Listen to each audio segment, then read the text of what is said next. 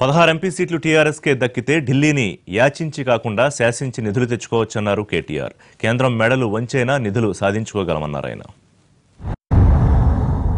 రేపటి రోజున శాసించి యాచించి కాదు, అడుక్కొని కాదు, శాసించి 16 మంది పార్లమెంట్ సభ్యులను మీరు మాకు అప్పచెప్తే కేంద్ర ప్రభుత్వాన్ని శాసించి మెడలు వంచి ప్రతి సంవత్సరం వేల కోట్ల రూపాయలు అదనంగా తెలంగాణ ప్రజల ప్రయోజనాల కోసం తెలంగాణ అవసరార్థం తీసుకునే అవకాశం మనకుంటది.